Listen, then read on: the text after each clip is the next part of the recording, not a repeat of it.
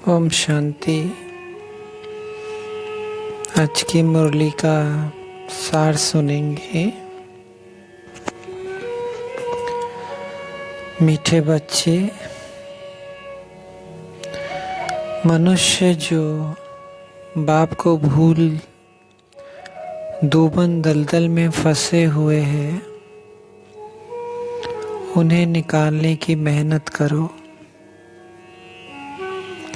विचार सागर मंथन कर सबको बाप का सत्य परिचय दो।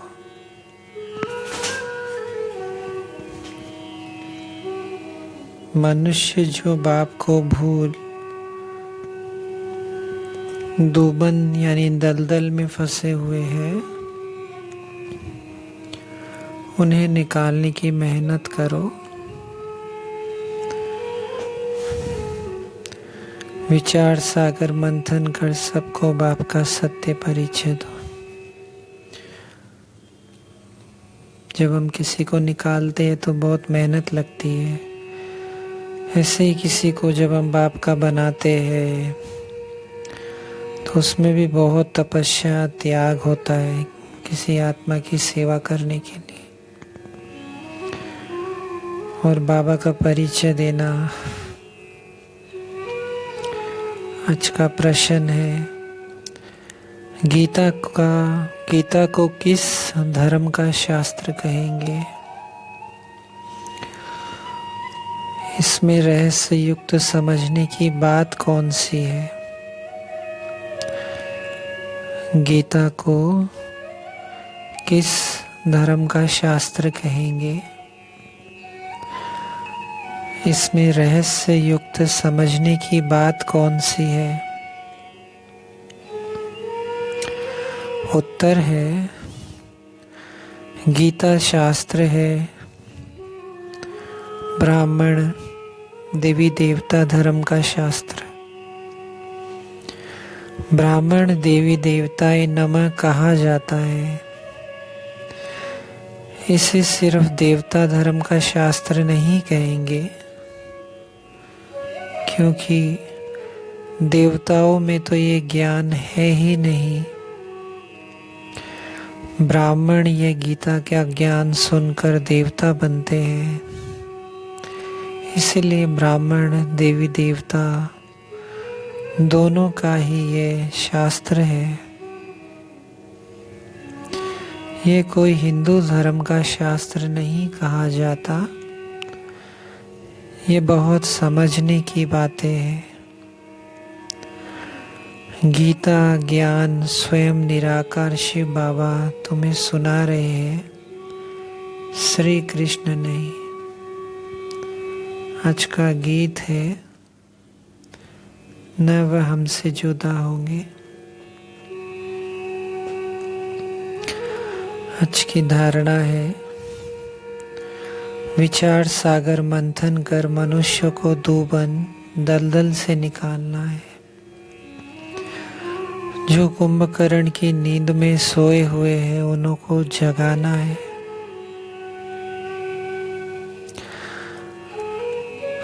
दूसरा है, सूक्ष्म अथवा स्थूल देहधारियों से बुद्धि योग निकाल एक निराकार बाबा को याद करना है। सबका बुद्धि योग एक बाबा से जुटाना है। आज का वरदान है, सच्चे वैष्णव बन पवित्रता की श्रेष्ठ स्थिति का अनुभव करने वाले संपूर्ण पवित्र भव। संपूर्ण पवित्रता की परिभाषा बहुत श्रेष्ठ और सहज है। संपूर्ण पवित्रता का अर्थ है स्वपन मात्र भी अपवित्रता मन और बुद्धि को टच नहीं करे। इसी को कहा जाता है सच्चे वैष्णव। चाहे अभी नंबरवार पुरुषार्थी हो, लेकिन पुरुषार्थ का लक्ष्य संपूर्ण पवित्रता है और यह सहज भी है। क्योंकि असंभव से संभव करने वाले सर्वशक्तिवान बाप का साथ है। आज का स्लोगन है, सहज योगी वह है जो हठ व मेहनत करने के बजाय रमणीकता से पुरुषार्थ करे।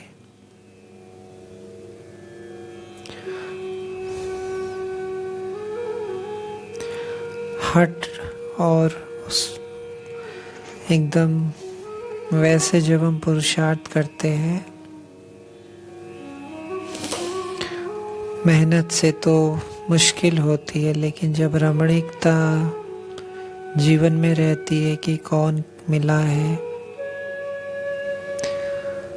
तो उससे आपको मदद मिलती है। कल की अव्यक्त मुरली की कुछ बातें पढ़ेंगे। बाबा ने कहा, चाहे कोई क्रोध भी करता है उसमें भी दुआएं हैं। क्रोध में दुआएं है कि लड़ाई है। चाहे कोई कितना भी क्रोध करता है, लेकिन आपको याद दिलाता है कि मैं तो परवश हूँ, लेकिन आप मास्टर सर्वशक्तिवान हैं। दुआएं मिली है, याद दिलाया कि आप मास्टर सर्वशक्तिवान हो। आप शीतल जल डालने वाले हो, तो क्रोधी ने दुआएं दी ना, वह क्या भी करे लेकिन आप उसे दुआएं दो लो। सुनाया ना, गुलाब के पुष्प में देखो कितनी विशेषता है, कितनी गंदी खाद से बदबू से खुद क्या लेता है, खुशबू लेता है ना। गुलाब का पुष्प बदबू से खुशबू ले सकता है, तो आप क्रोधी से दुआएं नहीं ले सकते हैं। विश्व महाराजन गुलाब का पुष्प बनना चाहिए या आपको बनना चाहिए। ये कभी भी नहीं सोचो कि ये ठीक हो तो मैं ठीक हूँ, ये सिस्टम ठीक हो तो मैं ठीक हूँ। कभी सागर के आगे जाकर कहेंगे, हे लहर आप बड़ी नहीं छोटी आओ, टेढ़ी नहीं आओ सीधी आओ। ये संसार भी सागर है, सभी लहरें न छोटी होगी न टेढ़ी होगी न सीधी होगी, न बड़ी होगी न छोटी होगी। तो ये आधार नहीं रखो, ये ठीक हो जाए तो मैं हो जाऊं। तो परिस्थिति बड़ी या आप बड़े, बाप दादा के पास तो सब बातें पहुंचती है। यह ठीक कर दो तो मैं भी ठीक हो जाऊं। इस क्रोध करने वाले को शीतल कर दो तो मैं शीतल हो जाऊं। इस खिटखिट करने वाले को किनारा कर दो तो सेंटर ठीक हो जाएगा। ऐसी रूहरियान नहीं करना, आपका स्लोगन ही है ना। बदला न लो, बदल कर दिखाओ। ये ऐसे क्यों करता है, ऐसे नहीं करना चाहिए, इसको तो बदलना ही पड़ेगा। परंतु पहले स्वयं को बदलो। स्व परिवर्तन से विश्व परिवर्तन व अन्य का परिवर्तन। तो बाबा ने ये बातें कही है, क्योंकि बाबा एक्चुअली सबसे बड़ा यही पुरुषार्थ है। आत्मा समझ के तो बाबा को याद करना ही है, लेकिन सबसे बड़ा जो वर्तमान समय व्यर्थ बातें, व्यवहारिकता की बातें लोगों की जो हमें परेशान करती है समाज में रह के, अज्ञानियों के बीच में भी, कि हमारे जो संकल्प है वो समर्थ चले। बस इसी पर बाबा ध्यान खिंचाना चाहता है कि कोई कैसा भी हो, बाबा कहा ना, मुझे सब बातें पहुंचती है बाप तक, कि बस हमारे जो संकल्प है वो पॉजिटिव रहे मन से, वही देवता बनते हैं, वही आगे आते हैं सतयुग में।